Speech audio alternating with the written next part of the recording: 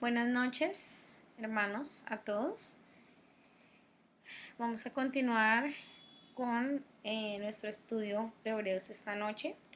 Esperamos que todos ustedes hayan tenido un buen día y que ya puedan estar en sus casas, que puedan estar descansados.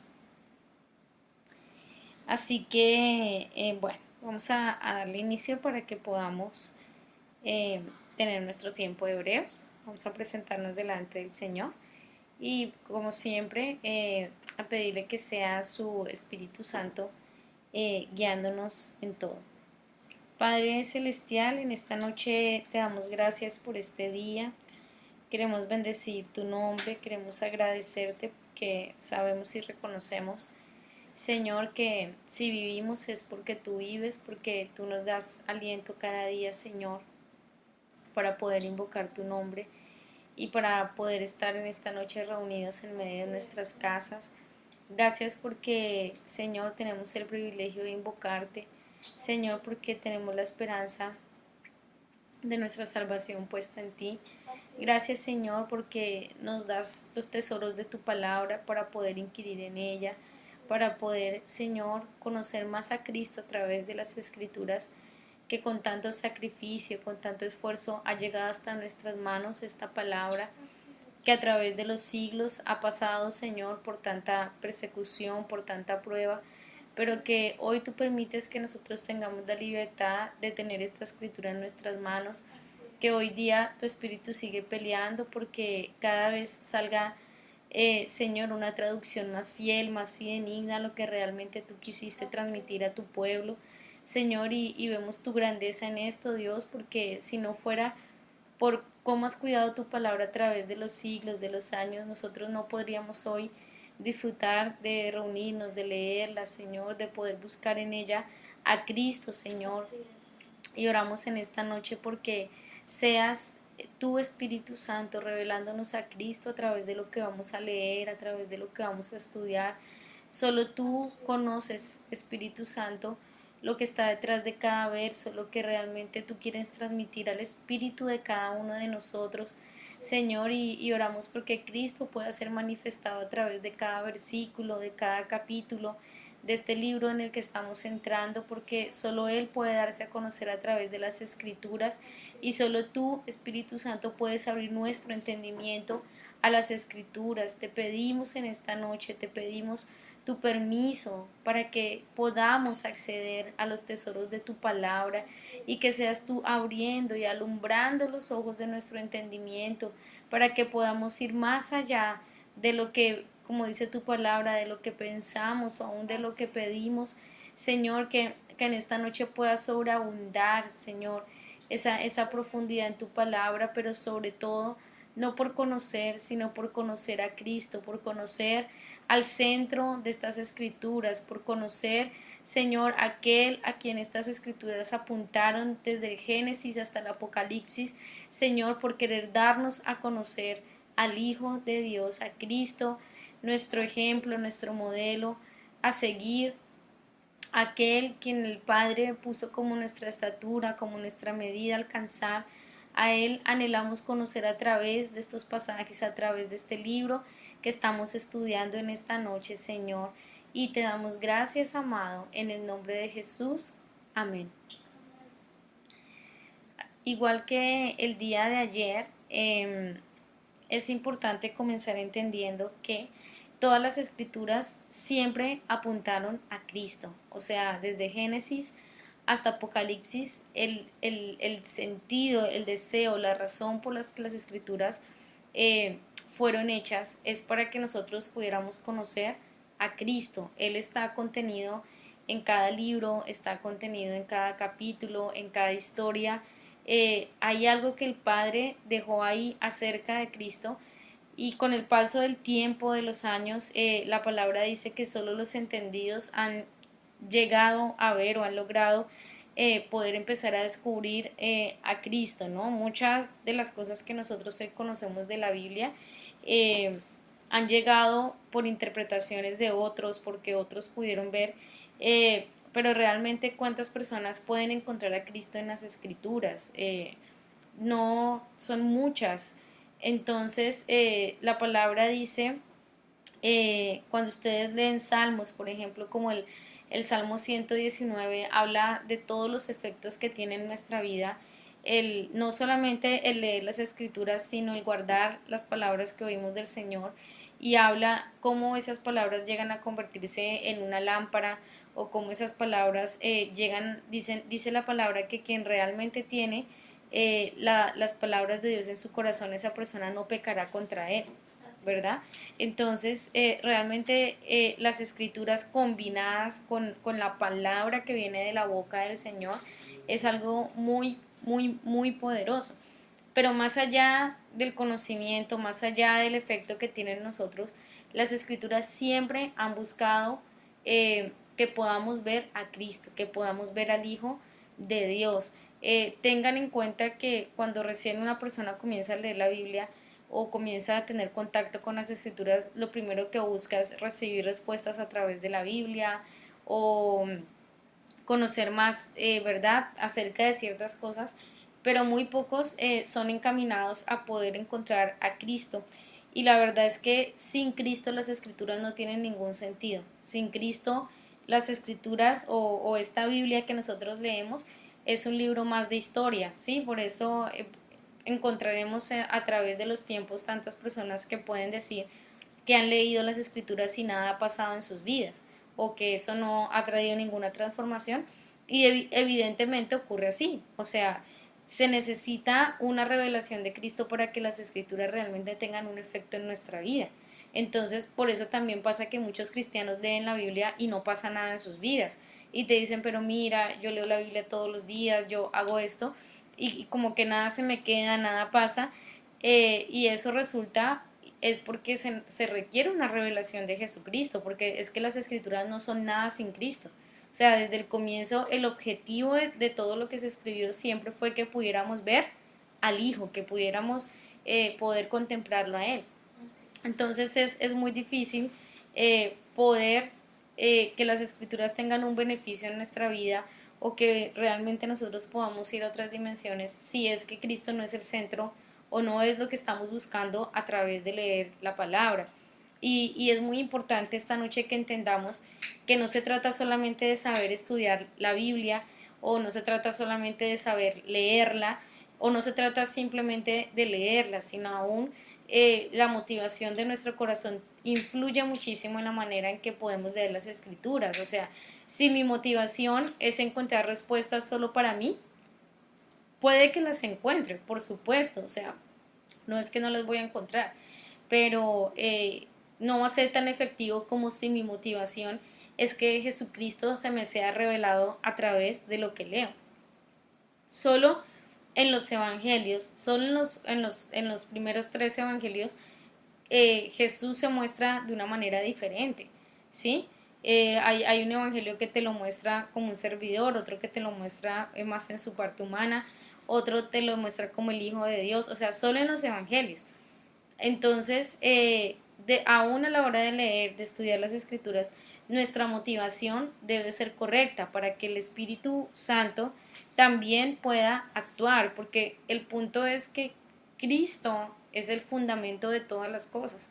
Entonces, si yo leo la palabra, pero yo no tengo una revelación de Cristo, es como que todo lo que leo no encuentra dónde ponerse y dónde edificarse, porque necesita un fundamento firme para hacerlo.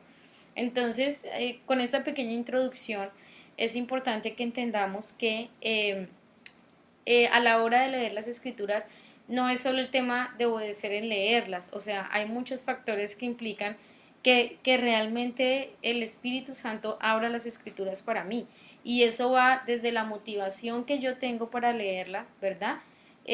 Hasta el tiempo que dedico a la lectura, hasta la forma en que leo, ¿verdad? No es lo mismo una persona que no sé, que lee la Biblia ahí todo aburrido, todo, ¿verdad? O una persona que la lee ahí de pasada, rapidito, como para que, digamos, pueda decir, hoy leí la palabra, ¿verdad?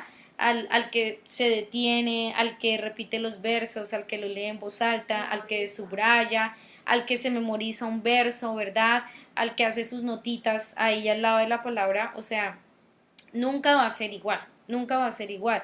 Entonces, si bien lo que tenemos en nuestras manos es un libro normal como cualquier libro, lo que hace de esta palabra una palabra viva es que yo empiece a conocer a Jesucristo a través de estas palabras y que yo lo anhele a Él. Eso es lo que hace que la palabra sea viva, eficaz y más poderosa que, ¿verdad? Todos conocemos este versículo, pero muy pocos lo han entendido. Y es que las escrituras solo son vivas cuando hay una revelación de Cristo a través de ellas. Entonces, con esta pequeña introducción, vamos a retomar desde donde quedamos anoche. Anoche quedamos en el versículo 4 del capítulo 2 de Hebreos y comenzamos el versículo 5, donde les dije que se titulaba El autor de la salvación. Y cerramos con la idea de que es muy difícil que tú tengas una experiencia de salvación. Es, eh, es muy complicado experimentar la salvación y seguir avanzando en ella sin conocer al autor de esa salvación. Y es por eso que el autor titula El autor de la salvación, ¿sí? Ahora, dice el verso 5, porque no sometió a los ángeles el mundo venidero acerca del cual estamos hablando. Pero alguien declaró solemnemente en algún lugar diciendo, ¿qué es el hombre para que tengas memoria de él y el hijo del hombre para que lo visites? Lo hiciste un poco menor que los ángeles, lo coronaste de gloria y de honor. Todo lo sometiste bajo sus pies. Porque ahora al someter todas las cosas, nada dejó que no esté sometido a él. Recuerden que si ustedes tienen preguntas durante la transmisión, háganla en el momento, no las dejen para el final. Si la pregunta tiene que ver con algo que se está diciendo en el momento, háganla enseguida para que no dejarlas ahí de últimas y ya como que se pierda el hilo de lo que se venía a hablar. Esta palabra comienza aclarando de que Dios no sometió el mundo venidero a los ángeles, ¿verdad? Recuerden que acá se está diciendo esto debido a que fueron los ángeles, o bueno, específicamente Luzbel el primero que se levantó a querer someter lo que era la creación venidera, lo que era, ¿verdad? Las diferentes dimensiones de la creación, quiso someterla, rebelarse, quiso gobernar. Entonces, dice la palabra que no fue a los ángeles a quien Dios les permitió que ellos gobernaran el mundo venidero, ¿verdad? Sino que dice, y luego empieza a citar un salmo, esto está, a ver, les digo exactamente, esto está en el Salmo 8, me parece, que está en el Salmo 8, sí, está en el Salmo 8, donde dice que es el hombre para que tengas memoria de él y el hijo del hombre para que lo visites. Muchas personas piensan que en este versículo está hablando del hombre común, como nosotros, por ejemplo, o sea, que está hablando del hombre como Adán, del hombre como género humano, y resulta que en este versículo está hablando de Jesucristo, en este salmo se está hablando de Jesucristo, y más adelante él lo va a confirmar, y sigue citando el salmo, dice, lo hiciste un poco menor que los ángeles, y lo coronaste de gloria y honor, todo lo sometiste bajo sus pies, porque al someter todas las cosas, nada dejó que no esté sometido a él. Ese él está ahí con E mayúscula, quiere decir que está hablando de Jesucristo. Y de hecho, ahí está respondiendo la pregunta, ¿verdad? Que se estaba haciendo arriba, donde dice que no sometió el Señor las cosas a los ángeles, dice, pero que alguien en algún lugar declaró que Dios había decidido darle cierto nivel de honra al hombre. ¿Cuál fue ese nivel de honra? Enviar a su hijo hecho carne. Y dice que fue a su hijo a quien Dios le dio el poder de someter todas las cosas bajo sus pies. Eso es lo que está diciendo ahí. Ahora, recuerden que estamos en esta parte o en este capítulo donde el autor del libro está explicando por qué Jesús es superior a los ángeles, ¿verdad? Y es superior porque así como la iniquidad de Luzbel fue grandísima y llegó a contaminar los cielos y llegó a contaminar la tierra y llegó a contaminar tantas cosas. Bueno, la obediencia de Jesús fue 1000 veces más, o sea, si Luzbel cometió iniquidad, Jesús obedeció 1000 veces más de lo que Luzbel cometió iniquidad. Y es por esa razón que el Padre sometió todo bajo los pies de Jesús. ¿Se dan cuenta? Entonces, ¿por qué batalla tan grande tuvo Cristo desde que fue introducido en la tierra? Porque imagínense que Luzbel desde el principio, o sea, desde el principio, él quiso gobernar sobre la tierra, él quiso gobernar sobre los cielos, o sea, y el Padre no le concedió eso, porque más allá estamos muy lejanos de que Luzbel algún día hubiera podido vencer al Señor. Ciertamente el gobierno y la autoridad sobre las cosas solamente las puede dar Dios. O sea, no importa lo que la gente haga, solo Él puede dar el gobierno y la autoridad sobre las cosas. Entonces, dice que Dios decidió precisamente someter todo a Cristo y no a los ángeles, ¿verdad? ¿Por qué? Pues porque los ángeles fueron infieles, porque los ángeles fueron rebeldes, porque los ángeles se rebelaron contra su creador, pero el Hijo, aún siendo partícipe como creador, el Hijo siendo tan dueño del mundo, del cosmos, del universo, de todo como el Padre, teniendo la misma naturaleza del Padre, él por el contrario se sometió al Padre y le obedeció en todo. Por esa razón, dice en el verso 8, que todo lo sometió a él. Ahora, hace una aclaración y está hablando un poco de lo que está pasando. Dice, ahora, sin embargo, todavía no vemos todas las cosas sometidas a él, pero vemos aquel que fue hecho un poco menor que los ángeles, a Jesús. Y ahí te aclara que en los versos anteriores siempre estuvo hablando de Jesús. No estuvo hablando del hombre común, ni de Adán, ni del hombre humano, porque muchos, ¿verdad?, usan estos versos de pronto para decir que no, el Señor no sometió nada a los ángeles, pero que sí le dio el poder al hombre de someterlo. Y la verdad es que el hombre solo puede tener gobierno sobre las cosas mediante Jesucristo, porque quien venció y a quien se le otorgó el poder de que todo fuera sometido fue a Cristo. Entonces, por eso en ese versículo dice, pero vemos aquel que fue hecho un poco menor que los ángeles. ¿A qué se refiere con esto? Que en escala de creación, la palabra dice que una de las primeras creaciones de Dios fueron los ángeles, ¿sí? O sea, hablando en orden, el hombre fue creado después de los ángeles. Y por eso dice, le hiciste un poco menor que los ángeles. O sea, que Jesús entró en el lugar, ¿verdad? O en la escala de orden donde el hombre fue creado. Ahora, recuerden que antes que todo y antes que cualquier cosa existiera, el Padre, el Hijo y el Espíritu siempre han existido. Ellos no fueron creados por nada ni por nadie. En ellos subsiste todo, de ellos proviene todo, para ellos todo fue creado, ¿verdad? Entonces, en escala de orden, no de importancia, el Hijo pasó a estar en el orden donde el hombre fue creado. Por eso dice, le hiciste un poco menor que los ángeles, ¿verdad? ¿Quién? A Jesús, dice, coronado de gloria y honra. Y esto es muy tremendo porque dice, coronado de gloria y de honra a causa del padecimiento de la muerte, para que por la gracia de Dios gustara la muerte por todos. Miren lo que dice acá. A veces la gente no entiende todo este tema de por qué Jesús es rey y por qué adoramos a Jesús y por qué seguimos y todo esto. Y acá nos aclara y nos muestra toda la historia que nosotros a grandes rasgos hemos conocido de cómo Cristo, siendo Dios, siendo el Hijo, teniendo una naturaleza divina, como hemos leído anteriormente en el libro de Filipenses, dice, se despojó de sí mismo, ¿verdad? Dice, y tomando forma de siervo, hasta lo sumo, se humilló, ¿verdad? Y ahí empieza toda la historia de cómo Cristo se despojó de su divinidad, se despojó de quién era.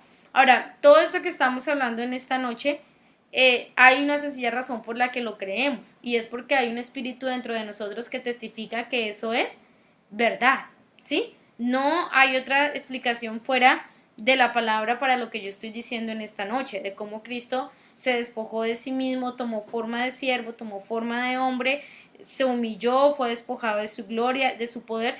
Todo esto se puede creer solo mediante la fe y mediante un espíritu que tenemos dentro de nosotros que testifica de que eso es verdad, ¿sí? Porque si una persona que no, digamos, que no cree o tiene sus niveles de fe básicos dañados, posiblemente pueda decir que esto es un cuento, ¿verdad? Muy parecido a los mitos griegos o muy parecidos a las leyendas indígenas. Y sí, o sea, porque, claro, de alguna manera y en cierta medida los pueblos llegaron a ver... Digan. Luis Fernando, ¿Ya? en un orden jerárquico, ¿cuál era la posición que tenía Jesús en los cielos cuando sucedió lo de la rebelión de Luzbel? ¿Se tiene conocimiento de eso o su poderío le fue dado cuando murió y cumplió su propósito en la tierra? Ya, recordemos que en el Padre, el Hijo y el Espíritu Santo son uno solo, o sea, no hay un orden jerárquico en ellos. Lo que ellos desempeñan son funciones diferentes, pero no hay una jerarquía. En cuanto a poder, siempre el poder ha sido del Padre, o sea, siempre el Padre, el Hijo y el Espíritu han estado por encima de cualquier poder. Eso te lo dice en Colosenses, te lo dice en Efesios, dice que ellos han estado muy por encima de cualquier trono, dominio, poder, o sea, siempre ellos estuvieron en el poder, pero en el momento que el Padre decide enviar al Hijo y el Hijo obedece al Padre, el Hijo sí se despoja de todo su poder, o sea, Él va a venir a la tierra despojado de todo su poder, de toda su gloria, y ciertamente en el momento que Él resucita, y que Él asciende otra vez al cielo, Él vuelve a recuperar toda su gloria y todo su poder. Pero no hay un orden jerárquico. Ellos son uno solo y siempre han sido uno solo. El único momento en que el Hijo fue despojado de todo su poder fue cuando Él obedeció y decidió venir a la tierra para poder cumplir la tarea que el Padre le entregó. Para los que no escucharon la pregunta, ¿hubo alguien que no escuchó la pregunta? Creo que sí se escuchó. En el chat. Ah, ok, ahí está la pregunta. Listo, perfecto. Listo. Entonces, ciertamente dice que él fue coronado de gloria y de honra a causa del padecimiento. Ciertamente, aunque Cristo, siendo el Hijo de Dios, como decía ahorita, él vino a la tierra sin ninguno de sus atributos divinos, sin ninguno de su poder, dice la palabra que él fue coronado de gloria y honra debido a los padecimientos que él pasó aquí en la tierra. Ya hoy, digamos, en este plano donde estamos, entendemos que no está hablando solo de los padecimientos de la cruz. Sabemos que la cruz fue uno de los padecimientos que Cristo pasó aquí en la tierra, ¿verdad? Pero dice la palabra claramente que él fue coronado por causa de los padecimientos que pasó.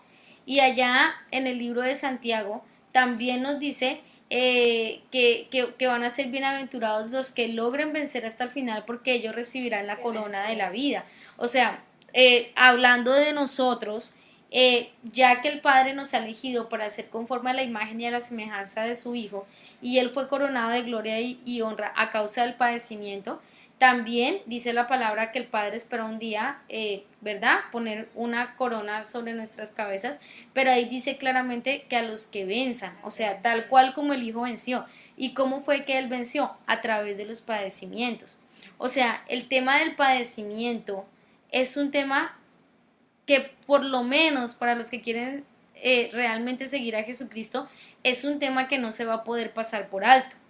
Porque el mismo Cristo lo dijo, nadie puede ser mayor que su maestro, ni el discípulo puede ser mayor que el que lo discipula. O sea, si a mí me persiguieron, a ustedes los perseguirán. Si a mí me vituperaron, a ustedes también los van a vituperar. Si de mí hablaron toda clase de mal, también de ustedes van a hablar toda clase de mal. O sea, Él lo dijo. Entonces, toda persona que realmente quiere ser un discípulo de Jesucristo, debe entender que no va a poder pasar por alto el tema del padecimiento. Y el Señor sabe qué cosas nos causan padecimiento a nosotros y dónde necesitamos pasar por ese padecimiento. Entonces, Si es que nosotros estamos buscando seguir las pisadas de Cristo, si es que estamos buscando ser hechos uno con el Hijo, tenemos que entender que esta es una parte que no vamos a poder omitir, porque dice que la única manera en que Él recibió una corona de gloria y de honra fue a causa del padecimiento de la muerte, o sea, todo lo que lo llevó hasta la muerte fue un padecimiento. Y dice, ¿para qué? Por la gracia de Dios gustara la muerte por todos. Qué tremendo esto. La misma gracia que a nosotros nos levanta, que a nosotros nos cubre, la misma gracia que a nosotros nos permite que nuestros pecados sean limpiados, fue la misma gracia que crucificó a Cristo. O sea, la palabra dice que para que nosotros pudiéramos obtener esa gracia, Él tuvo que ser sacrificado precisamente. Entonces, la misma gracia que hoy en día a mí me levanta y que hoy en día permite en apariencia como que yo peque tantas veces y como que el Señor siempre me perdona, es la misma gracia que sacrificó a Cristo. Por eso la palabra dice que nosotros debemos tener por gran estima la gracia que nos ha sido entregada, ¿verdad? Y vuelve el tema que hablábamos ayer, ¿cómo escaparemos y cómo tendremos en poco nuestra salvación? O sea, no tengamos tampoco en poco la gracia, porque la gracia que hoy a mí me levanta, la gracia que permite que yo peque y me arrepienta y otra vez vuelva a establecerme con el Señor, fue la gracia que sacrificó a Cristo. Y en este mismo libro, más adelante en las otras semanas, vamos a estar mirando y cómo habla de que Cristo no puede volver a ser sacrificado. O sea, Él se sacrificó una vez y se sacrificó para que hoy pudiéramos obtener esa gracia que nos levanta, que nos cubre, que nos permite acercarnos al Padre. No vamos a tocar esta noche el tema de la gracia, ¿verdad? Porque es un tema bastante largo, pero es importante que entendamos que la gracia de Dios está para que nosotros valoremos la obra de Cristo. La gracia no está para que nosotros constantemente, ¿verdad? Como hay un dicho popular, ¿verdad? Se peque, se rece y se empate. O sea, la gracia de Dios no está para eso. Nosotros debemos valorar la gracia de Dios porque esa gracia fue la que sacrificó al Hijo. Es esa gracia la que me trajo vida. Y ahí lo dice, para que por la gracia de Dios, dice, para que por la gracia de Dios todos, dice, nosotros pudiéramos, dice, vivir, para que Él gustara la muerte por todos. Y miren la palabra que utiliza ahí, gustar. Normalmente la palabra gustar, ¿verdad? O degustar también no está relacionada con algo malo, ¿verdad? A ti no te dice, te voy a dar a desgustar una cosa fea. Pues nadie la probaría, ¿sí? Porque tú entiendes que te quieren dar a probar algo, porque en el fondo el que te lo va a probar piensa que es rico, ¿sí? De pronto a ti no te parece rico, pero el que lo está dando piensa que es algo bueno. Y dice que Cristo gustó, ¿verdad? La muerte por todos, o sea, Él probó la muerte cuando Él no tenía relación ni con el pecado, ni con la muerte, ni con la oscuridad.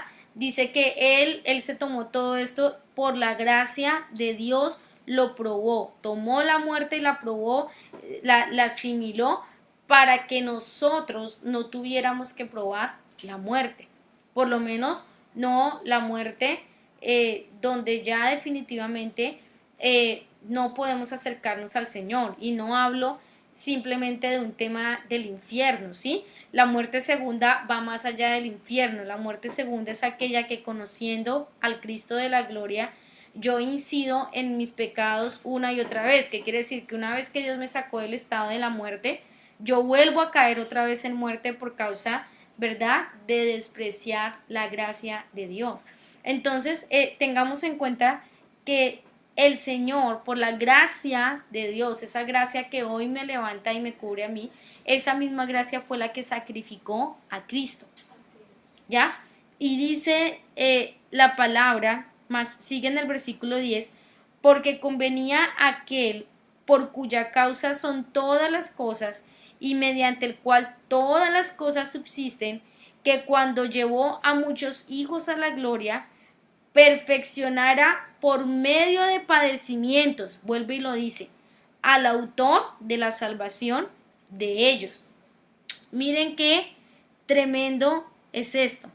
Dice que convenía que el Señor Jesucristo probara la muerte. Y te hace una descripción de él. Dice, él por quien todas las cosas han sido hechas, él por quien todas las cosas subsisten, él probó la muerte, para que muchos hijos pudieran ser llevados a la gloria, y que perfeccionara por medio de padecimientos al autor de la salvación de ellos. La palabra es clara y dice que el Padre Celestial perfeccionó al autor de nuestra salvación a través de los padecimientos. Y lo tuvo que perfeccionar a través de los padecimientos para que él pudiera probar la muerte, para que, dice, él pudiera llevar muchos hijos a la gloria. ¿De quién está hablando? De nosotros. ¿Por qué? Porque Romanos te dice, por cuanto todos pecaron, quedaron destituidos de la gloria de Dios. ¿De cuál gloria? ¿De qué gloria habla Romanos? El hecho de tú poder estar reconciliado con Dios es poder volver a la gloria. ¿Cuál es la gloria del hombre? La gloria del hombre es que él pueda volver a ser uno con Dios. La gloria del hombre es que él pueda volver a ser uno con su creador. La gloria del hombre es que él pueda volver a tener una relación genuina con Dios. Esa es la gloria del hombre. Entonces la palabra dice que por cuanto todos habían pecado, o todos nosotros habíamos pecado, quedamos destituidos de la gloria de Dios. O sea, Adán gustaba de la gloria de Dios. Adán experimentaba la gloria de Dios. ¿Por qué? Porque él podía hablar con Dios, él podía acercarse a Dios. Eso es que tú y yo podamos experimentar la gloria de Dios, poder estar cerca a Él, poder escucharle, poder recibir esa impartición de su presencia. Pero dice que por causa del pecado todos quedamos destituidos de esa gloria, de poder disfrutar la presencia del Padre. ¿Y qué dice acá? Dice que el Padre perfeccionó al autor de la salvación por medio de padecimientos para llevar muchos hijos a la gloria. O sea, para que los hijos de Dios, los que Él escogió, pudieran otra vez, ¿verdad?, a estar en el lugar donde está la gloria de Dios, a estar con Él. Ahora, miren qué tremendo acá. Dice que el Padre perfeccionó al Hijo por medio de padecimientos. Este concepto de perfección es importante que lo entendamos. ¿Por qué? Porque el concepto de perfección que nosotros tenemos, ¿verdad?, es ese concepto griego donde la persona estéticamente es perfecta, donde la persona socialmente es aceptada y reconocida, donde la persona es inteligente, ¿verdad? Para nosotros perfecto es el que todo le sale bien, es el que no se le despeina ni un cabello, ¿verdad? Todo lo tiene perfecto, el cabello, los ojos, la nariz, es inteligente. O sea, todo el concepto que nosotros tenemos de perfección es un concepto muy superficial, es un concepto muy basado en lo que los ojos pueden ver, en lo que se puede probar, en lo que tú puedes gustar, en lo que tú puedes apreciar a través de la razón. Ese es el concepto de perfección. O sea, nuestro concepto de perfección está muy basado en todo lo que los sentidos pueden percibir o en todo lo que los sentidos pueden captar. Pero aquí la palabra perfección o perfeccionó, perfeccionando, perfeccionará, lo que significa es algo completo. Dice entonces, para que perfeccionara por medio de padecimientos. Diría, para que completara por medio de los padecimientos. Otra definición correcta de perfeccionar acá es decir, consumar en carácter. O sea, que una persona alcanzó la medida o alguien alcanzó la medida del carácter que Dios estaba buscando. Otra definición para el tema de perfección es consumar, haber acabado, haber cumplido. Entonces, el concepto de perfección que Dios tiene no es el que se puede percibir a través de los sentidos. El concepto de perfección que Dios tiene es una persona que completó, que acabó, que cumplió con lo que Dios le mandó hacer. Ese es perfecto para Dios, el que cumplió su voluntad. Entonces dice la palabra que el autor de la salvación fue perfeccionado por medio de los padecimientos. Si Cristo no hubiera sido pasado por padecimientos, Él no hubiera podido completar, acabar o cumplir la tarea que el Señor le había enviado a hacer. Por lo tanto, Él no hubiera podido ser perfeccionado. La gran mayoría de gente, en su gran mayoría, queremos ser perfectos. El que diga que no quiere ser perfecto, miente. Porque en la realidad, todo el mundo quiere tener la vida perfecta, la carrera perfecta, la familia perfecta, ¿verdad? Todo lo quiere tener súper bien puestecito.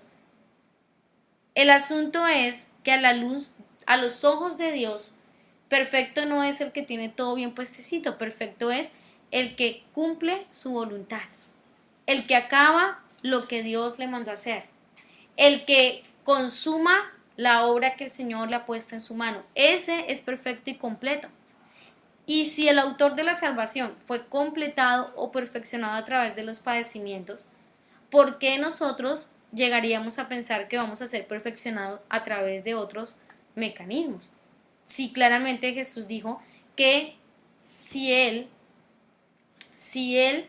eh, era el maestro, era el verdad, quien Dios había enviado para hacer nuestra estatura, nuestra medida, nosotros no íbamos a ser menos que Él.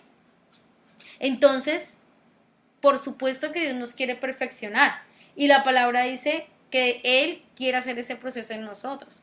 Entonces, si Dios me está perfeccionando a mí, Dios me va a pasar por padecimientos, al igual que pasó al autor de la salvación. Porque dice que solo por haber sido perfeccionado por esos padecimientos, Él pudo llevar muchos hijos a la gloria. Pero bueno, ¿cómo así? Entonces, si Él ya pagó el precio y ya Él fue perfeccionado por todos los padecimientos para llevarme a la gloria, ¿yo por qué necesito ser perfeccionado? ¿Yo por qué necesito pasar por padecimientos si ya Cristo lo hizo todo? Bueno, veamos al apóstol Pablo. Dice la palabra que, por ejemplo, una parte de los padecimientos Cristo se los reservó para Pablo, por ejemplo, para que él terminara de completar algunos padecimientos por la iglesia. ¿Ya? Entonces, eh, no significa que lo que Dios haya hecho no está hecho, está hecho. De hecho, ya nosotros nos podemos acercar libremente al Señor. Pero ese tema de consumar un carácter en nosotros es algo que el Señor va a tener que trabajar y va a tener que trabajar a través de padecimientos. Es la única manera en que Él nos puede perfeccionar. Por eso nosotros debemos dejar de huir de los procesos de Dios en nuestra vida, porque lo que Dios está buscando es completarnos. Él es el único que puede terminar de completar todo lo que a nosotros nos hace falta para que podamos presentarnos ya delante del Padre sin mancha y sin arruga. Sin mancha, ¿qué significa? Sin pecado, ¿verdad? Él está buscando una iglesia sin mancha, sin pecado. Y sin arruga, ¿qué significa que una iglesia tiene una arruga? Significa que está caminando fuera de diseño, ¿sí? Es como que tú puedes tener una camisa impecable, sin manchas, pero una arruga ahí, tú dices, esa camisa no la plancharon bien, o sea, está fuera, ¿verdad? Eso significa que está fuera del diseño. Entonces, ya las manchas fueron quitadas, el Señor las lavó, pero las arrugas se están planchando a través de los padecimientos, de los procesos de perfeccionamiento. Entonces, si es que nosotros anhelamos llegar a ser perfectos, debemos entender que vamos a pasar por padecimientos. Entendiendo que Jesús no está buscando la perfección que nosotros imaginamos en nuestra cabeza. Él está buscando, cuando Él mira a una persona, Él no está buscando una persona físicamente atractiva, Él no está buscando una persona inteligente, Él no está buscando, ¿verdad? Una persona capaz, súper fuerte en todo. Cuando Él nos mira, está buscando si estamos siendo completados, ¿sí? Es como que puede ver los espacios y los grandes vacíos que todavía hay en nosotros que están esperando ser llenados por Cristo. Entonces, cuando el Señor viene a mirar nuestros procesos de perfeccionamiento, Lo que Él viene a buscar son esos espacios que están todavía vacíos. Y dice, falta de mi hijo aquí, falta de mi hijo aquí, falta de mi hijo aquí, falta, y va a querer pasarnos por procesos para seguir siendo completados por el Hijo de Dios. Porque la palabra dice en el libro de Romanos, eh, ¿acaso, hermanos, no hemos sido crucificados mediante el bautismo en su muerte y no vamos a resucitar también con Él? O sea, la palabra dice que si tú y yo queremos ser uno con Cristo, tenemos que participar de todo lo que Cristo es. Y eso va desde su muerte hasta su resurrección. Entonces, no nos va a dejar el Señor para siempre en la muerte, porque realmente la cruz solo nos sirve para ver la muerte. Y no quiere el Señor que siempre nos quedemos viendo solo la cruz, ¿verdad? Él espera que podamos ver a Cristo resucitado, porque es sobre Cristo resucitado que el Señor puede empezar a edificar con nosotros muchas cosas. Pero si nosotros no pasamos por la cruz, no pasamos por el padecimiento, pues el Señor tampoco nos puede resucitar para que en esa fuerza poderosa y sobrenatural Él pueda empezar a edificar con nosotros. Entonces dice que perfeccionó al autor de la salvación por medio de los padecimientos. Dice, es decir, que para poder perfeccionarnos debemos padecer los procesos de Dios. Ese es el camino. Pregúntale, Fernando. Totalmente. O sea, de Dios no, de Cristo. ¿Sí? Ahora, obviamente nosotros ya no vamos a ser crucificados, hablando en un aspecto literal, ¿sí? Porque ya para eso Él se crucificó. Hay varias cosas de Cristo a nivel literal que Él vivió que nosotros no vamos a vivir. Pero los procesos de muerte y padecimientos, sí o sí, si es que nosotros queremos ser completados en Él. O sea, todo hijo de Dios va a pasar por eso. Y les voy a decir por qué todo hijo de Dios va a pasar por este tema. Porque cuando Adán pecó, lo que se activó en Adán fue un gen que no debía activarse. Lo que se introdujo en él fue un gen que no debía introducirse y fue el gen de la desobediencia. Por eso es que a partir de Adán, todo el que nació con una inclinación a desobedecerle al Señor.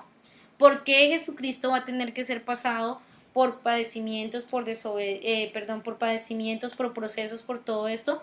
Porque es a través de la obediencia que Él va, ¿verdad?, a vencer ese gen y va a volver a reactivar ese gen de la obediencia con que fuimos creados. Pero dentro de nosotros sigue estando ese gen, por eso hablamos de las dos naturalezas. Entonces, los padecimientos lo que hacen es perfeccionarnos, activar el gen de la obediencia que Cristo ya ganó otra vez para nosotros. Marcela pone un verso que era el que tú estabas hablando y dice, Primera de Pedro 2:21, pues Dios los llamó a hacer lo bueno, aunque eso signifique que tengan que sufrir tal como Cristo sufrió por ustedes. Él es su ejemplo y deben seguir sus pasos. Tremendo verso, tremendo verso. ¿Me lo repites? A ver. Dice Primera de Pedro 2:21. Primera de Pedro, ¿en qué versión lo puso Marce? NTV. NTV, tremendo. Sí, dice, pues Dios los llamó a hacer lo bueno, aunque eso signifique que tengan que sufrir tal como Cristo sufrió por ustedes. Está igual que en la Biblia. Ah, no, olvídalo, lo estoy leyendo en la... Yo dije, está idéntico. Aquí es donde estaba buscando.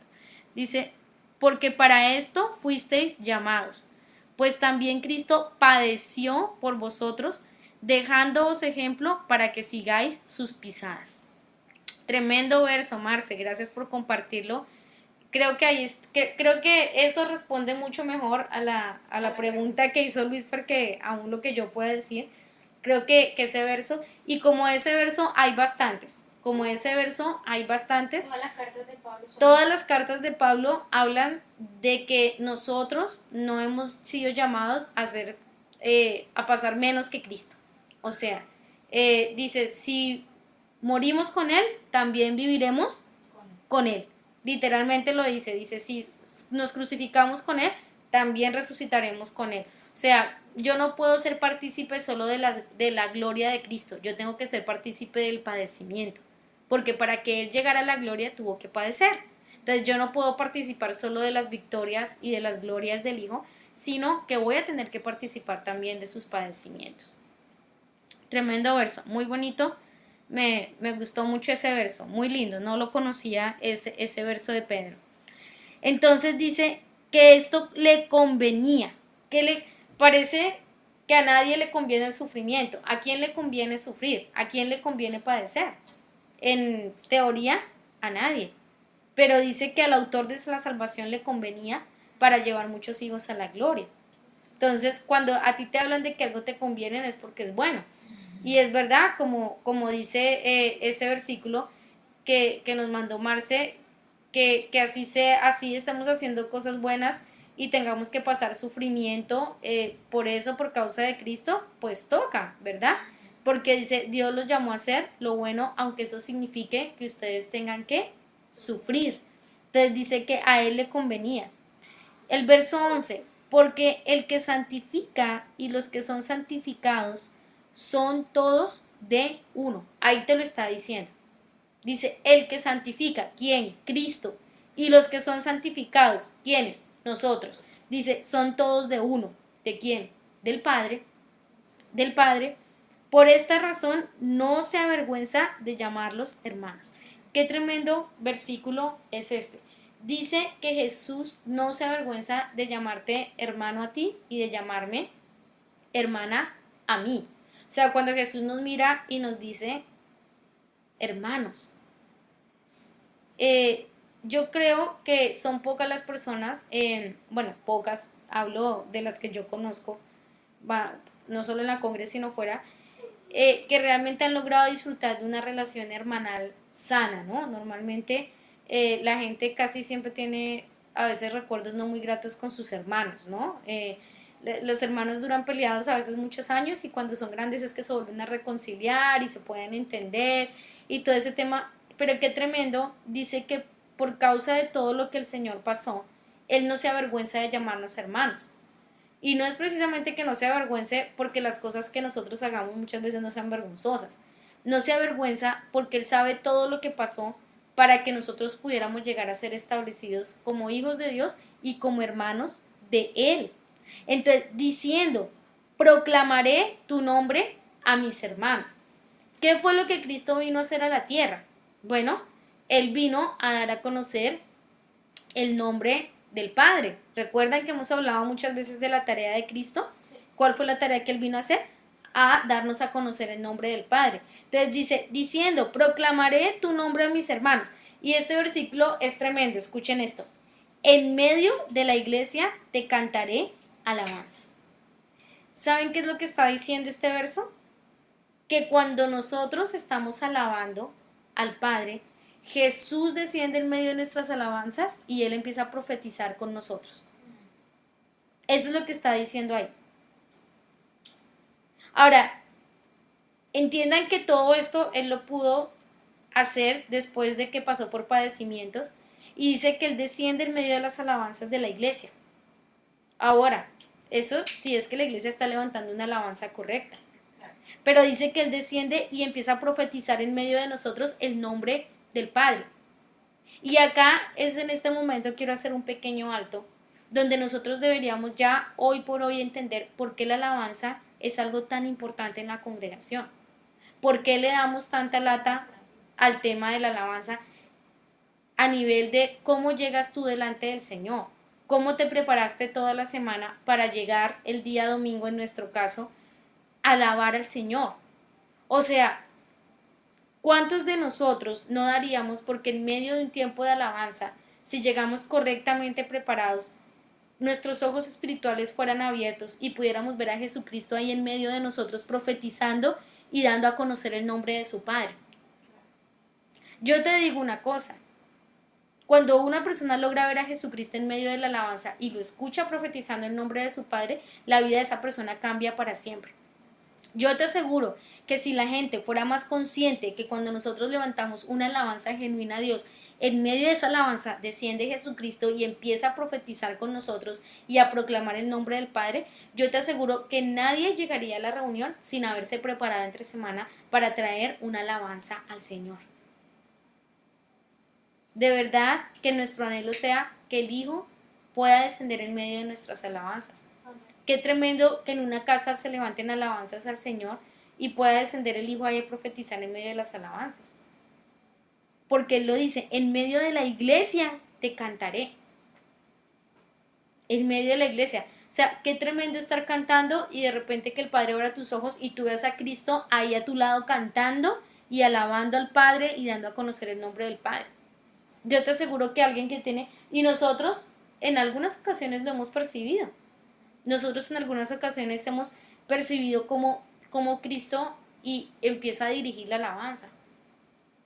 Pero la vida cambiaría completamente si como iglesia entendiéramos por qué es tan importante prepararnos toda la semana para traer una alabanza digna del que padeció por nosotros.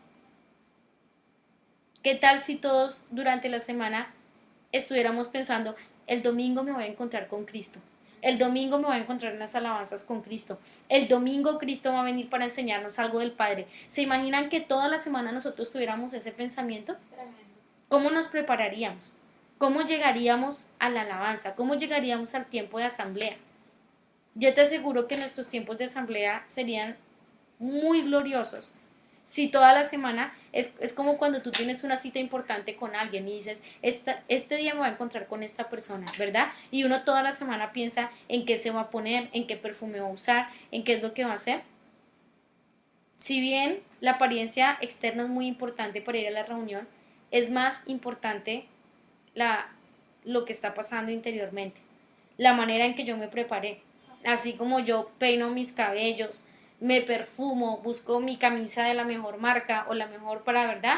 Para que todos me vean llegar a la congregación. De la misma manera yo debería preparar mis vestidos espirituales. De la misma manera yo debería preparar mi corazón y saber que cada domingo tengo una oportunidad de que Cristo descienda en medio de nuestra alabanza a cantar con nosotros y a darnos a conocer el nombre del Padre. No crean ustedes por ningún motivo que porque ustedes y yo sabemos que el Padre se llama Padre, ya conocimos su nombre. Así. Una cosa es yo saber que esta persona se llama, no sé, Pepita.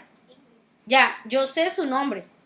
Pero cuando habla de conocer, dar a conocer el nombre del Padre, está hablando de dar a conocer más allá de solamente los fonemas de pronunciar un nombre.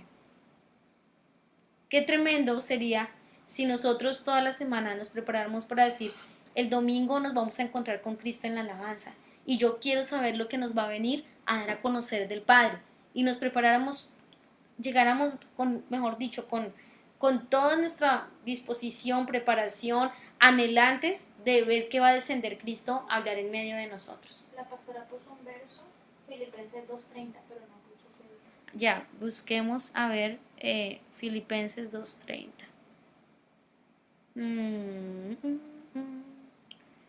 Aquí está. Filipenses 2:30. Aquí está hablando acerca de un hermano, desde el versículo 29, y dice, recíbanlo con amor cristiano y mucha alegría y denle honor a una persona como él merece, pues arriesgó su vida por la obra de Cristo y estuvo al borde de la muerte. Supongo que la pastora está haciendo referencia de este verso en cuanto a lo que estábamos hablando, de estar dispuestos a los padecimientos, ¿verdad? Para ser perfeccionados en el Señor, ¿verdad? ¿Diga? Ah, ok. Entonces, sumamos este verso más el de Pedro para entender que sí estamos llamados, ¿verdad? Pero me regreso nuevamente a la parte donde estábamos, en cómo cambiaría nuestra perspectiva aun cuando estamos juntos alabando, si toda la semana entendiéramos que hay la gran posibilidad de que Cristo descienda en medio de nuestras alabanzas y nos empiece a dar a conocer cosas del Padre. ¿Sabe? Nadie saldría igual de una reunión así. Pero eso no depende de los que preparan las canciones, eso no depende del pastor, en realidad la alabanza depende de todo el cuerpo, Claro. de todos los que llegan al lugar a congregarse. Entonces, sigue diciendo, y otra vez, yo estaré confiado, dice, y otra vez, aquí estoy yo y los hijos que Dios me dio, ¿no? Hablando de lo que Cristo dice. Entonces, verso 14, así que, por cuanto los hijos fueron consubstanciales con sangre y carne, de igual manera él también participó de lo mismo, para que hiciera ineficaz por medio de la muerte al que tenía el imperio de la muerte, esto es, al diablo. y librara a los que por temor a la muerte están sujetos a vivir en esclavitud. Estos siguientes versos, ¿verdad? Luego de que habla cómo el Señor, ahora que fue posicionado en honra, en gloria, que fue perfeccionado mediante padecimientos y puede llamarnos hermanos sin avergonzarse, y puede hacer lo que les digo, ¿verdad? Vuelve a retomar y dice, ¿por qué? ¿Por qué nos puede llamar hermanos? Dice, porque Él participó de sangre y carne. Por eso Él nos puede llamar hermanos. Eso es lo que está diciendo el verso 14. Dice lo mismo, porque por causa de la obra de Cristo estuvo al borde de la muerte, exponiendo su vida para completar lo que faltaba en vuestro servicio por mí. Dile que revise si realmente es Filipenses 2:30. Entonces, en el verso 14 está diciendo esta palabra, que fuimos consubstanciales en sangre y carne. ¿Qué significa esto? Que porque Cristo participó de sangre y carne, por eso Él nos puede llamar hermanos. Eso es lo que está diciendo en ese verso. Dice, Él también participó de lo mismo. Ahora, ¿para qué? ¿Para qué Cristo participó de lo mismo? ¿Para qué Cristo participó de la carne y de la sangre de nosotros? Acá lo dice, para que hiciera ineficaz por medio de la muerte al que tenía el imperio de la muerte, dice, esto es al diablo, y librara a los que por temor de la muerte están sujetos a vivir en esclavitud. Entonces, ¿qué quiere decir esto? Que cuando Él se hace partícipe de carne y sangre, y en esa condición humana, ¿qué quiere decir por humana? Donde no condición de pecado. Recuerden que el pecado inicialmente no hacía parte del diseño del hombre. Hay una condición humana y hay una condición pecaminosa. Que cuando el hombre peca, ¿verdad? Se introduce esa naturaleza del pecado. Pero no es que la naturaleza del pecado hiciera parte del diseño del hombre o del diseño del humano como tal. La palabra dice que el Señor participó de carne y de sangre. ¿Para qué? Para que hiciera ineficaz, para que pudiera despojar de todo poder al que tenía el poder del imperio de la muerte. Esto es al diablo. ¿Y por qué él tenía ese imperio? Acá lo explica. ¿Por qué el diablo tenía ese imperio? Dice, y librara a los que por temor a la muerte estaban sujetos a vivir en esclavitud. El diablo tenía este imperio de la muerte porque toda la humanidad estaba bajo temor y bajo miedo. ¿Sí? Ustedes van a leer en algunas partes de la escritura cómo los hombres de Dios hablaban de que el tema de qué pasaba después de que morían era muy desconocido para ellos en algunos casos. Pero acá dice que el Señor participó de carne y sangre primero para poder llamarnos hermanos. Segundo, para que siendo hombre, Él con la obediencia al Padre pudiera vencer al que tenía el imperio de la muerte y que tenía ese imperio gracias a que toda la humanidad estaba bajo un espíritu de miedo y de temor. Entonces, ¿qué quiere decir esto? Que si nosotros hemos conocido verdaderamente a Cristo, nosotros vamos a ser libres del miedo. Eso es lo que está diciendo ahí. Vamos a ser libres del miedo.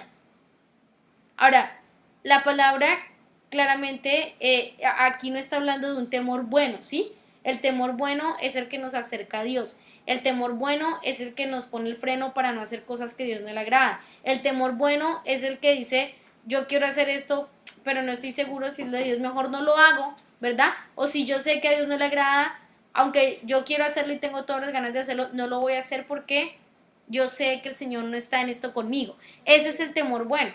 Pero aquí no está hablando de un temor bueno, acá está hablando de un temor que hacía esclavas a las personas de este imperio. Y dice, y que los tenía sujetos a vivir en esclavitud. ¿Esclavitud de qué? Del pecado, esclavitud de las pasiones, esclavitud de todo lo que concierne a este imperio de la muerte que era regido por Satanás. Entonces, cuando una persona recibe la salvación, ¿verdad? Y una experiencia con Cristo, usted se va a dar cuenta que es libre de varias cosas que tienen que ver con el temor. Pero cuando una persona recibe una revelación de Cristo y empieza a crecer en revelación de Cristo, la vida de esa persona va a ser completamente libre del miedo. Porque dice que Cristo venció eso, despojó del poder. Entonces, en la palabra dice, y ahí tiene sentido este verso, que dice que en el perfecto amor el Señor echa fuera todo temor. ¿En cuál amor? Pues en el amor del Hijo de Dios, ese amor que sobrepasa todas las cosas, ese amor que fue capaz, ¿verdad?, de vencer al que tenía el poder sobre el imperio de la muerte. Ese amor es el que echa fuera el temor. Lo contrario al temor es amor. Eso es lo que te está diciendo. Lo contrario al temor es amor. ¿Por qué? Porque Dios gobierna a través del amor y del temor bueno. Pero Dios nunca gobierna a través del miedo. Lo primero que Dios hacía cuando le decía a una persona, témeme esto porque si no te mando a vivir con el del imperio de la muerte. O sea, no es de esa manera en que Dios operaba. Dios gobierna a través del amor y del temor que Él ha puesto en nuestros corazones hacia Él. Ahora, muchas veces ese amor implica vivir en medio de lobos, como ponía el versículo de Pedro, ¿verdad? Dios nos ha llamado a hacer lo bueno, aunque eso implique sufrir. Entonces, este amor que tiene que ver acá, ustedes lo van a ver reflejado en Isaías 53.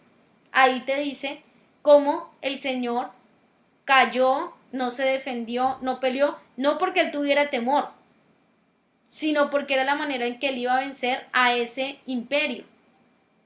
Entonces, debemos entender que todo el que llegaba a Cristo va a ser libre completamente del miedo, de cualquiera.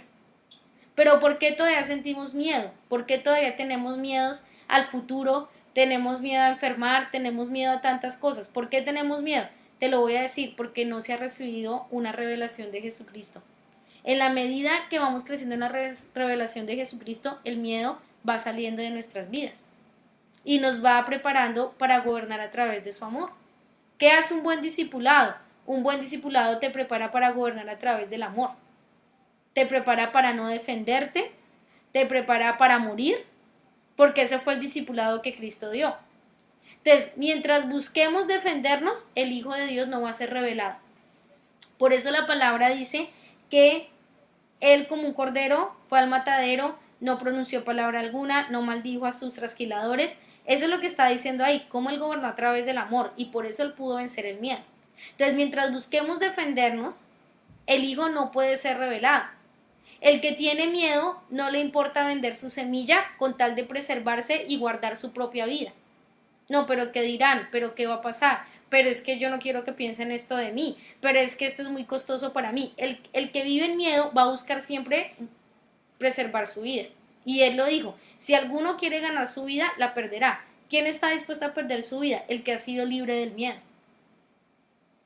Y esto, les digo, hermanos, ya pasó. Él venció al que tenía el poder del imperio de la muerte y todos los que estaban. ¿Qué significa eso? Que mientras hay miedos en mi vida, todavía hay alguna relación con el imperio de la muerte. ¿Y qué significa esto? Pues muerte, hermanos, muerte. Muerte es lo contrario a la vida. Por eso es que, aunque muchas veces escuchamos cosas como que no lo somos transformados, porque no se volvió vida en nosotros. Pero, a ver, hermana Lore, nadie voluntariamente quiere tener el miedo en su vida. Pues sí, claro que nadie quiere. Si esta noche yo dijera, levanten su mano, aunque no les puedo ver, todos los que quieren ser libres del miedo, seguro que todos levantamos. El asunto es que solo se puede ser libre del miedo en la medida que se va teniendo una revelación de Cristo. Porque el que va teniendo una revelación de Cristo va dejando de temerle a morir, va dejando de temer a padecer, va dejando de temer a entregar las cosas que Dios le ha dicho que entregue, va dejando de, o sea, empieza a perder su vida con tal de ganarla. Entonces Jesús nos dio el poder para no temerle a la muerte y obedecerle al Padre. ¿Por qué Jesús rompió el imperio de la muerte? Para que pudiéramos obedecerle al Padre. ¿Quiénes son los que no le obedecen al Padre, amados hermanos? Los que todavía están caminando bajo miedo. Porque les da miedo perder su vida, les da miedo morir, les da miedo sujetarse, les da miedo no mover un dedo porque no sé, creen que Dios los va a mandar de misioneros al último rincón de la tierra. O sea, solamente pueden obedecerle al Padre los que han sido libres del miedo. Y Jesús vino para romper ese poder, para que no viviéramos en miedo.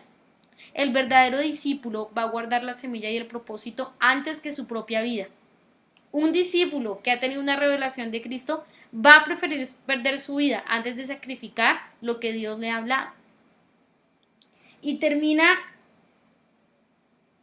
en el verso 16 diciendo, porque ciertamente no viene en ayuda de los ángeles, sino que viene en ayuda de la descendencia de Abraham. O sea, aparte de que el Señor rompió el miedo y rompió las ataduras del imperio de la muerte sobre nosotros, dice que viene y vino en ayuda de nosotros, los de la descendencia de Abraham.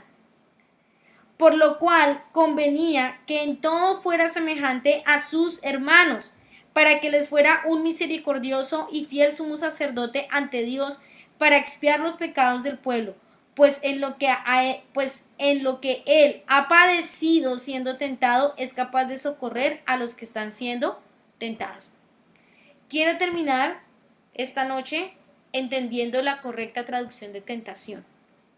Esta tentación de la que habla aquí no es la tentación, Jesús no es la tentación que nosotros tenemos en la cabeza, o sea, la tentación que él pasó, porque mucha gente ha predicado y dice cosas como, sí, Jesús fue tentado por 1000 mujeres, Jesús fue tentado por el dinero, Jesús fue tentado, porque ese es el concepto de tentación que tenemos nosotros.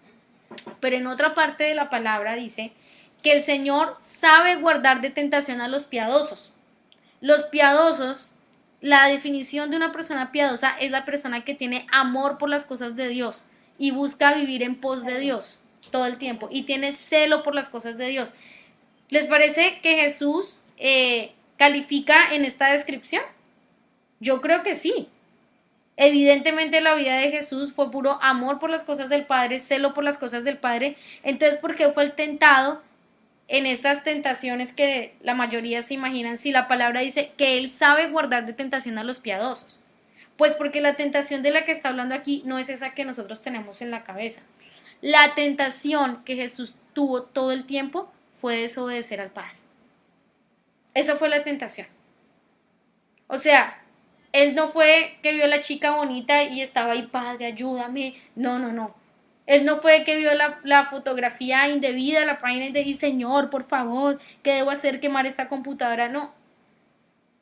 O sea, la tentación de Jesús siempre fue obedecer al Padre, porque es que de ahí parte. O sea, si una persona no puede obedecer al Padre en algo pequeñito, de ahí en adelante la tentación va a venir en todas sus formas. En todas sus formas, quiéralo llamar internet, mujeres, mentira, o sea, va a venir en todas sus formas.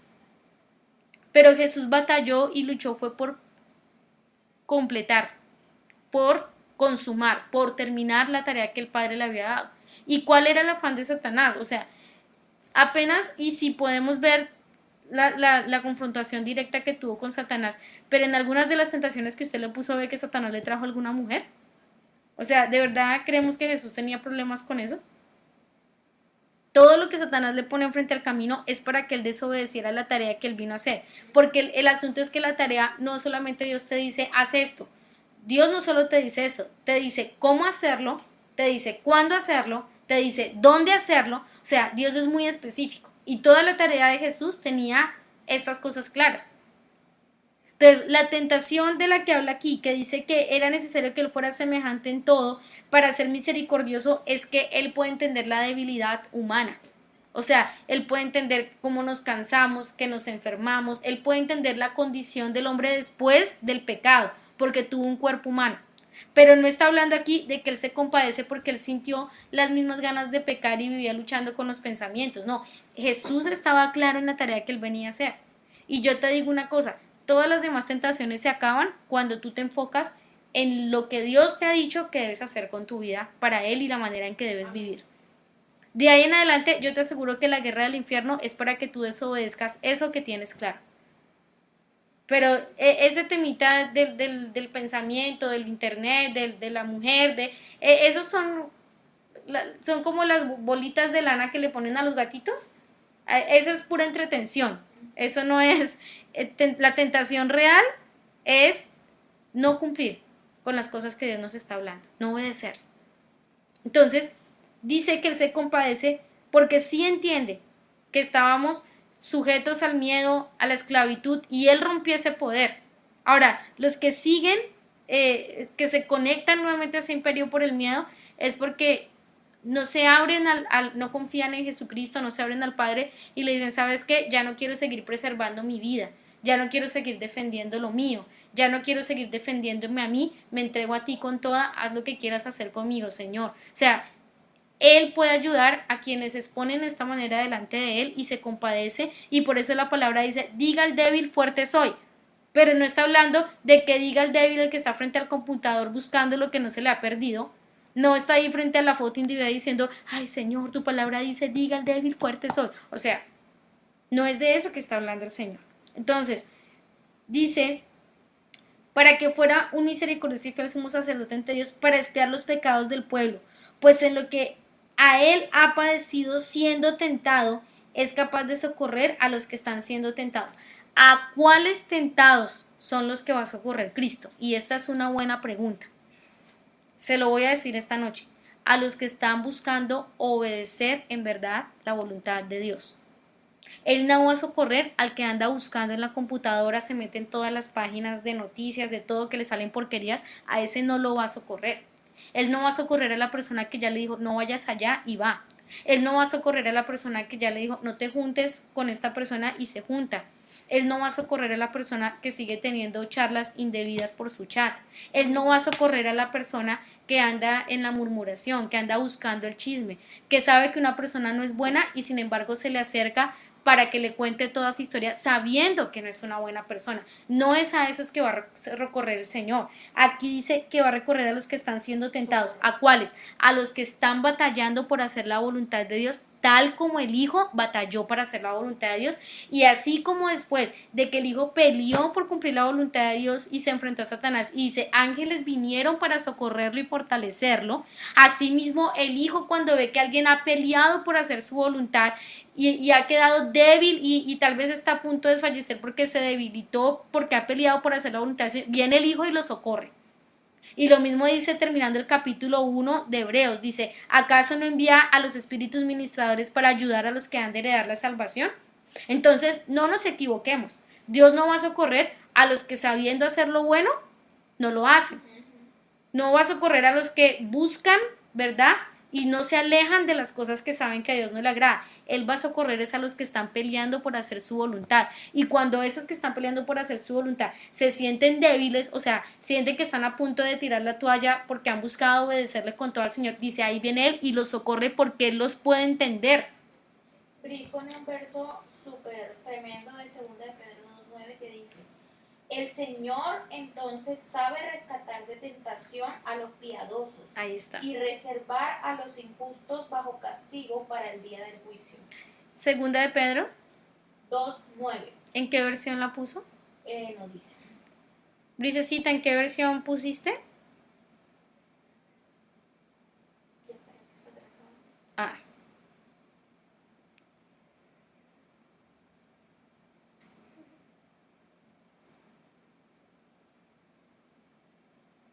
Bueno, mientras yo les voy a leer en otra versión mientras Brice pone. Miren cómo dice acá. Como ven, el Señor sabe rescatar de las pruebas a todos los que viven en obediencia a Dios. Tremendo. Al mismo tiempo que mantiene castigados a los perversos hasta el día del juicio final. LBLA. Las Américas, exactamente. Miren lo que dice acá. El Señor sabe rescatar de las pruebas a los que viven en obediencia a Dios. Entonces, ¿a quiénes va a rescatar? ¿De qué tentación está hablando aquí? De la tentación de salirte de la voluntad de Dios. Esa es la verdadera tentación. Lo demás son puras distracciones que la palabra claramente dice que tienen poder sobre nosotros porque se han permitido dentro del corazón. Para ampliar un poco sería bueno el tema de lo que es piadoso. Para ampliar el tema de lo que es piadoso, es una persona que se retiene de no estar en la voluntad del Señor. Por ejemplo, el Señor me habló de no ir a comer a X restaurante. No lo hago. ¿Por Claro. qué? Porque el Señor me dijo que no. Hay un ambiente en X lugar y sé que eso no es bueno para mí, para mi hijo, para mi familia. no, aquí no entremos. Ese es el piadoso a la luz de la palabra. Ahora, no todos están en el mismo nivel de piedad, por eso es que Dios lleva un proceso diferente con cada uno de nosotros.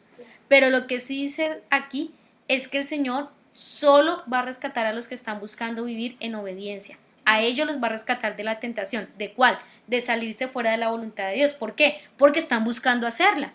Entonces, en el momento que el Señor ve que por alguna razón están debilitados, ahí es donde dice, diga el débil fuerte soy, dice, el Señor viene y lo rescata, porque él vivió esa debilidad. Después de que él fue confrontado con Satanás en el desierto, y terminó, dice que él fue debilitado a tal punto que tuvieron que venir ángeles, dice, a fortalecerlo.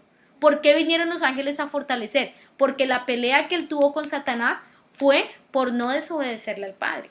Por eso es que ustedes se dan cuenta que Satanás no se viene con cosas tontas. ¿Sí? No viene y le trae una chica, una fotografía. O sea, él no viene a traer esas cosas. Él venía porque él sabe, siempre la voluntad de Dios implica un nivel de gobierno. Entonces, entendamos en esta noche el tema de la tentación, amados hermanos.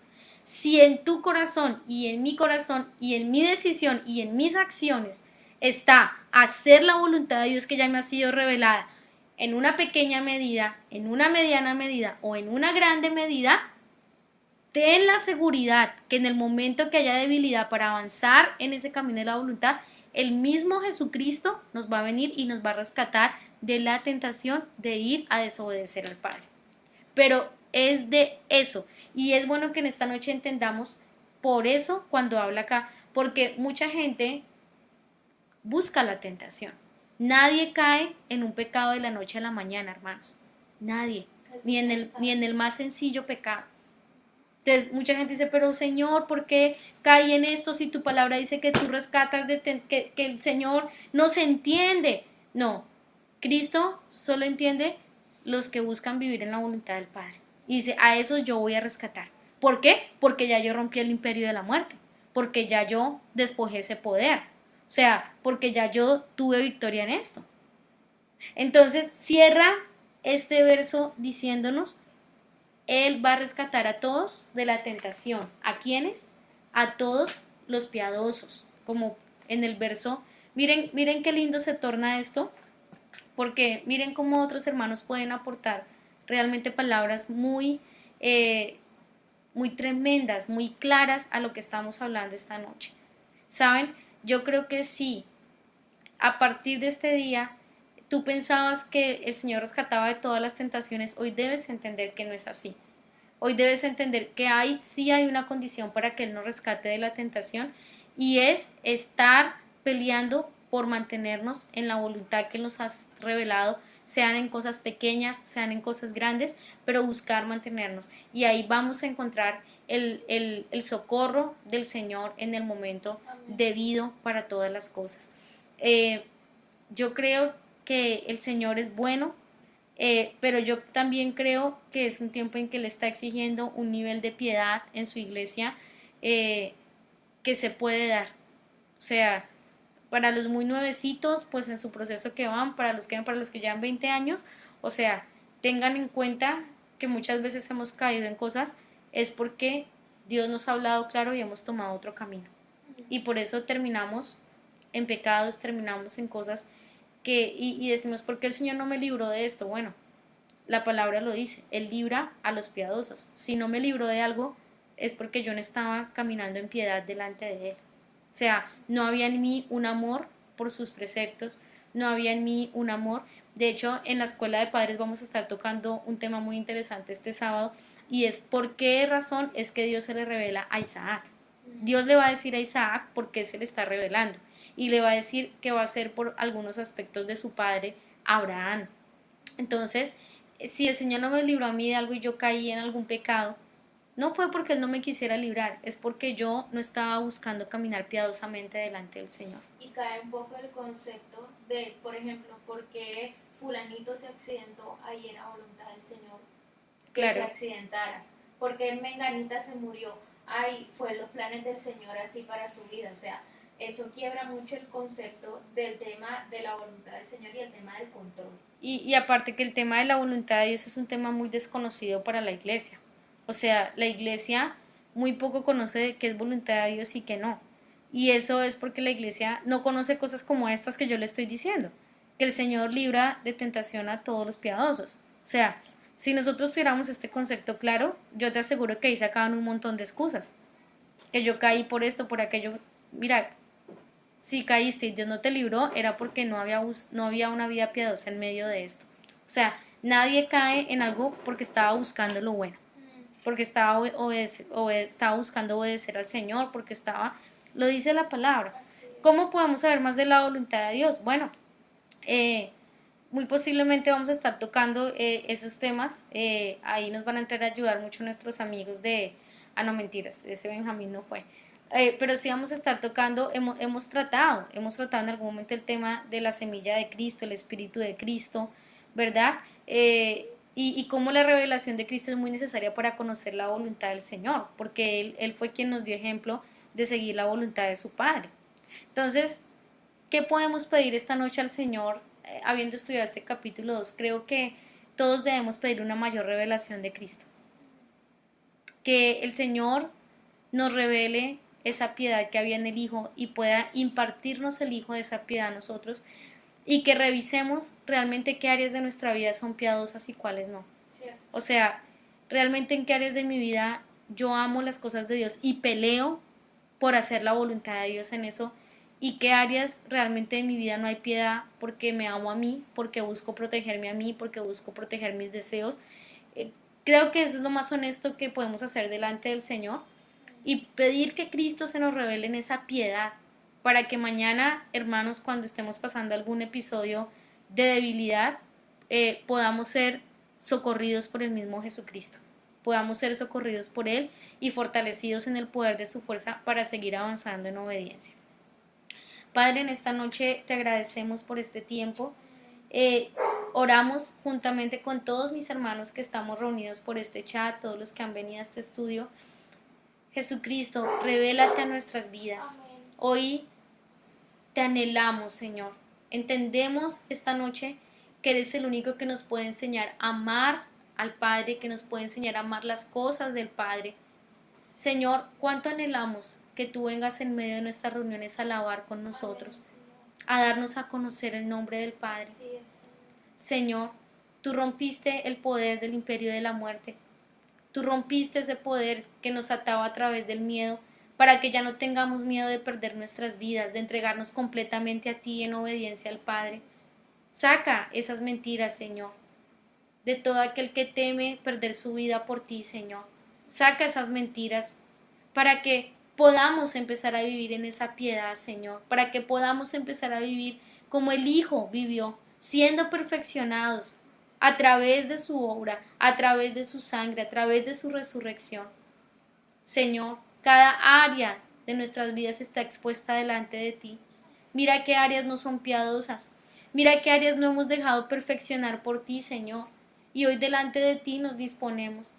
Ayuda a todos aquellos en esta noche que tal vez por tiempos o por años, Señor, se han preguntado por qué no los has librado de ciertas tentaciones, porque han caído en cosas. Señor, esta noche tú estás hablando y nos estás dando la oportunidad de no seguir cayendo en pecados horrendos, en pecados terribles, Señor, que deshonran tu nombre.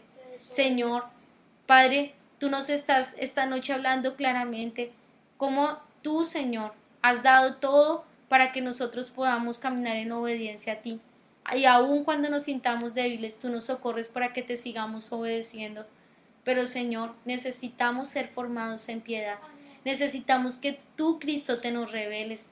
Revélate a nuestras vidas a través de Hebreos, a través de nuestra vida de comunión contigo, a través del buscarte, Señor. Revélanos esa vida de piedad que el Hijo llevó y que el Hijo hoy puede impartirnos a través de su resurrección, de su vida.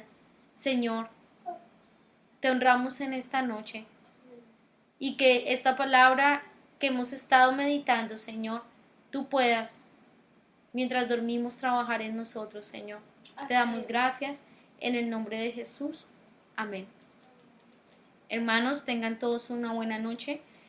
Nos pasamos media horita hoy, pero era necesario terminar este capítulo 2. Mañana iniciaremos con el capítulo 3 Y bueno, posiblemente el Señor, así como a través de varios hermanos, de la pastora dio algunos versos muy interesantes e importantes bueno, que pudieron dar un gusto muy, muy lindo a este estudio.